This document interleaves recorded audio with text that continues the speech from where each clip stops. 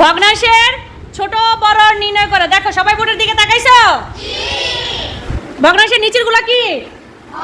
নিচেরটা আর উপরেরটা। ভগ্নাংশের হর কোথায় থাকে? আর হর থাকে। এখন আমাদের ছোট থেকে বড় নির্ণয় করতে হবে। হর যদি একই থাকে, হর যদি একই থাকে, লব যদি ভিন্ন থাকে, আলাদা আলাদা থাকে, তাহলে যেই ভগ্নাংশের লব সব থেকে ছোট সেই ভগ্নাংশটাই কি হবে? ছোট হবে। ছোট হবে না? একদম সহজ টেকনিক।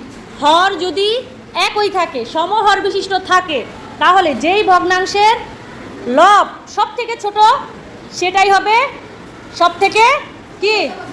সব থেকে ছোট ভগ্নাংশ। মনে থাকবে? আমরা এখন এটা সাজাবো। তাহলে এখানে সব থেকে ছোট কোনটা? লব 5/1। তাহলে 5/1 লিখলাম। তারপরে কোনটা? 5/2। তাহলে 5/2 লিখলাম। তারপরে কত? 5/3। তারপরে কত? 5/4। তারপরে কত? 5/7। বুঝতে পারছো? সহজ না? যে ভগ্নাংশের হরগুলো এক, হরগুলো কি মানে একই, এবং লবগুলো আলাদা আলাদা ভিন্ন, তাহলে লব যেই সংখ্যাটা ছোট সেই সংখ্যাটাই হবে সব থেকে, সেই ভগ্নাংশটাই হবে সব থেকে ছোট।